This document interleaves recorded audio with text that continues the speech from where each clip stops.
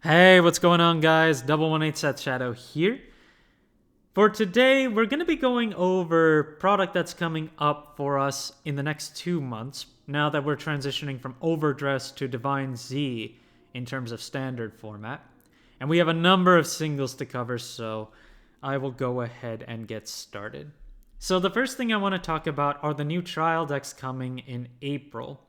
We have 6 of them, one for each nation, and each of these decks come with a playable deck out of the box, as well as power-up promo packs, where one of the promo packs will give you one of the effect triggers, while the other promo pack will give you a Sentinel from set 1 or Elementaria. So you have a chance at Elementaria with picking up these decks. Although, it's not all that great, given that there is mixed reception around these trial decks, and I'm going to go into why in a second. The first thing is, outside of what I just talked about in terms of what's available in the deck, there's one other thing to point out for this deck, which is the energy generator. This is a new concept that's getting introduced with the transition to the Divine Z format, and it's a new resource that's going to be available for standard format. It's part of the Ride deck, and you build energy each turn depending on certain conditions. So, in addition to Soul and Counterblast, you now have Energy Blast as an option in the deck. Now, the controversial thing about this deck is that the only cards with effects in these decks are your Grade 3 Vanguard and the Sentinel. These decks are touted to be very beginner-friendly, so that you can learn all the basics of the game without having to worry too much about effects, which is why only 2 cards have effects in these decks. But as a result, it decreases the overall value because that is not going to provide you with a lot of value going forward playing these. These are intended to be just teaching decks. And on top of that, Bushiroad is reprinting the cards in this deck in set 1 with effects. So the only reason to pick up this deck would be to teach someone how to play it easily. The other reason, and I still have to confirm this, is because when it comes to competitive play, Bushiroad is making it so that you need to play energy generators, official energy generators that are constructed by them. So while Bushiroad has made token cards, which you can replace with any sort of replacement as long as it's consistent, from what I understand, energy generators need to be played with their official versions in order to play in highly competitive tournaments. Otherwise, you could suffer penalties for it. That's the only other reason to pick this up, because when the booster pack comes out, Fated Clash, it should be noted that the energy generator is not included in these booster boxes. It's only included in the trial deck. Fated Clash will provide you with energy cards to keep track of your energy, but it won't provide you the actual energy generator.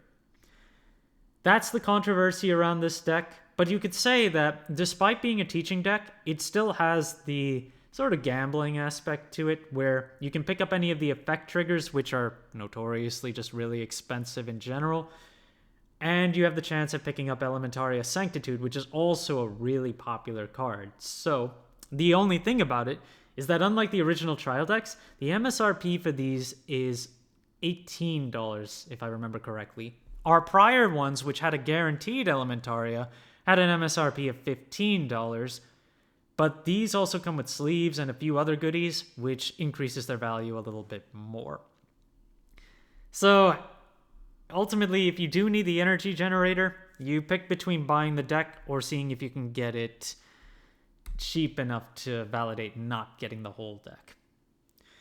Now let's go ahead and go into singles. For this time, I'm going to also be trying a new format of how I'm presenting. If you think my old format of doing it was a little bit better, I'd like to hear any feedback on that, but I'm going to give this a try this time. So the first card today is going to be Drag Ritter Latifa. This is the Order Cycler from set 11 for Dragon Empire, and used to be the most popular one back when set 11 first came out. It now has 2 listings from $7.50 and is close to $10 when you consider shipping and handling. And then with the FFR, there's only 1 listing available at $55, while the market price is $23 there. So set 11 is shaping up to be quite valuable with a lot of new support that's been coming from future sets. Not just for the order cyclers, but for the glitters as well. I've been talking about the glitters on my market watches from the past, and in particular I had been talking about Eva and Tegrea and Roroa, particularly because Roroa and Tegrea got their promos and will get them with the new April promo pack. But don't forget about Chaos and Tamayura, especially Tamayura.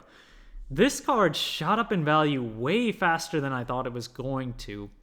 Even though I covered it before and made the warning about it, it's shot up way faster than I expected. Over the course of just the last week or two, it went from a less than $1 market price to $4, and it's been selling for over $7 already. I know Tamayura is overall popular, but I didn't think it would go this fast. In any case, it's up in price, so just keep that in mind if you're looking to build it later. Virina support is coming with Illusionless Strife, which is our second Divine set. And with that in mind, we do have some increases in price on the Prayer Dragons and Virina cards. Mirror's Virina is now a $5 card at this point with 11 listings. You have a Secret Rare and an FFR as well, which are keeping in line with their current prices, but I just want to point out that the prices are increasing. Grail Illumir is a Prayer Dragon that is now aligned on its double rare and FR in terms of value at around $4 a piece.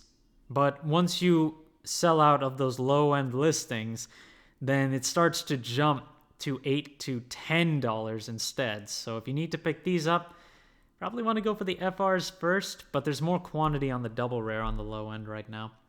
You've also got Opera Gia from set 13, which is now $11 based on its triple rare. It's gone up in price from the market price of $6.18. And the FR is at $22 with shipping right now, which is lower than the current market price, but still pay attention as everything on Virina's side is going up. With new Prism support announced, we also saw some buyouts on some of the singles for that deck, particularly Security Upgrader. It's now $40 plus for almost all of its copies except for one, which is currently $32. But the market prices on this are closer to $20, so we'll have to see if players actually buy into this en masse.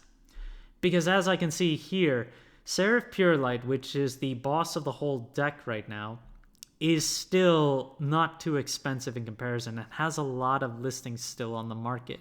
The Triple Drive booster set has kept the price cheaper at under $3, and there are overall 48 listings available between set 4 and Triple Drive. But Triple Drive is significantly cheaper than set 4, which is currently over $11 when you consider shipping. So at this point, if you need to pick this up outside of the high rarity, Triple Drive is probably your best bet. You've also got Blitzstaff Muna, which is kind of short on listings, and while it's intended for Blitz, it's actually usable in Prison for both of its effects. Currently, it's at 3 listings for the foil and 6 listings for the non-foil. Both are around $8 to start off with, so if you do need to pick it up, you might want to just pick up the foil version, and we can see where that goes as well. Cage of Furious Star. With Bladmeyer and the use of Orions, which is the cycler for Dark States orders, this card has seen a bit of a bump in value for its FR. 2 listings available starting at $5, and the market price is still $1, but there haven't been too many quantities recently. I just keep your eye on this one. If there do end up being some pretty cheap ones, it might be good to pick up at $1 or $2. Twin Marvel Dragon. I don't know what happened with this card. The double rare is now over double the price of the FR. And on top of that, the FR has almost 4 times the listings available too. So I'm not sure what happened here, but I'll reiterate. When you're looking for a card, look at all of its rarities, because you might be surprised at how cheap the higher rarities are in comparison to the low rarities.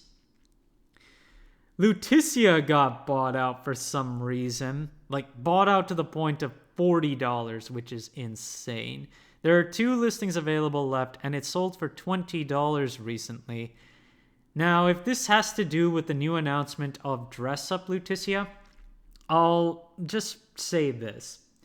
The prior set of Dress Up units never really required more than 1 copy of the original, if at all. The top deck, Wallista, didn't even require the original Wallista at all. But other decks like Felty Rosa or Clarissa at least needed one copy of the original to play properly, but you could have played them without the original too. I would anticipate the new dress-ups are going to be the same way, so $40 feels like a massive stretch. But the support cards could be big in comparison, like Clanfilet for Hasseret. This card has been bought out to the point of $5 with only one listing available, and the market price is just over $2. So pay attention to the support cards, because if the dress-ups of any of these units become really good, these support cards should definitely skyrocket given that set 3 was very short printed. This is one I don't understand. Rosarium Fairy just got a buyout out of the blue and is now $15 base with a market price of almost $10.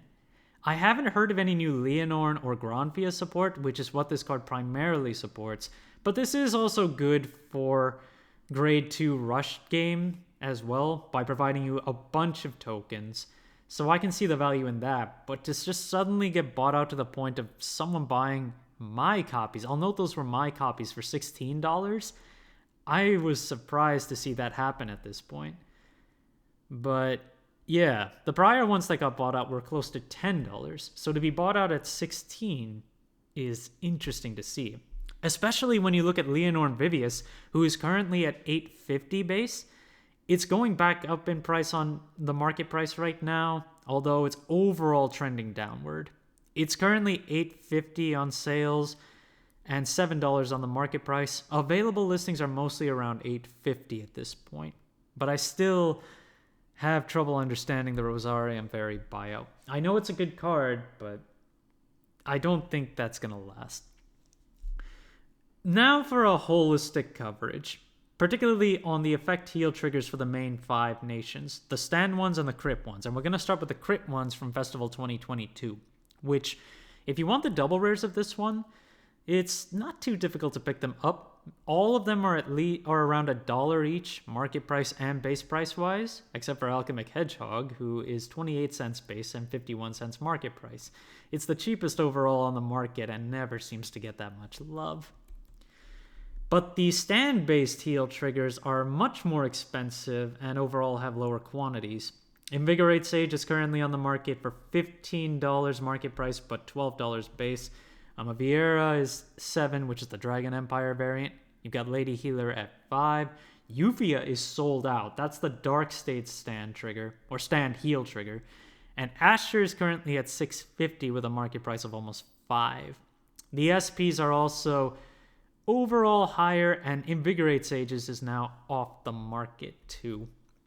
So I'd pay attention to those. Until we get reprints, they're not likely to go down in price. There are also buyouts on the FRs of some of the Prism cards. In particular, there's Celtic, who is $10 base right now and a $5.90 market price, but this is the only listing available now.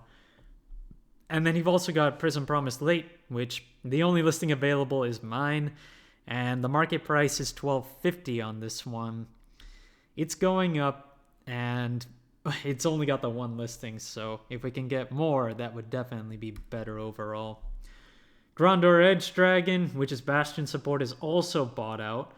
2 copies left on the double rare starting at $7, and then there are no FR copies on the market. Market price of that is $5.73. I wanted to look at results of the experiment henceforth, given that Eva will soon be getting its new support. And I don't see any major risk of a buyout here. If you look at the quantities, everything has at least 20 listings. Well, almost everything. And the full art version is the cheapest on the market right now. 50 cents base with a 72 cent market price. The foil is the most expensive, $3 base. But someone bought some copies from me recently, and I was interested to see where it's going. Overall, it's just way too available at this point. It's hard to imagine how this card used to be a $50 to $100 card in the past. And finally, I wanted to go over Trickstar, now that we're transitioning from Overdress to Divine, and see where it's at. We have a number of different artworks available. The Triple Drive variant one, where the SIR is 30, The secret rare is $175, but nobody's bought that. You have the Congratulations Hot Stamp, the Caravan demo version, which is now $250. The BSF promo version that just came out, $25, sold out at that price. The monochrome version has a lot of listings at $4 to $12 between the non and actual foils. You've got the Bushiroad on the Road version, which is $4. And then the DSR is currently cheaper than the secret rare at $90 if you want to pick that one up. Thank you guys for watching. If you liked the video, please like and subscribe if you haven't already, and I will see you guys later.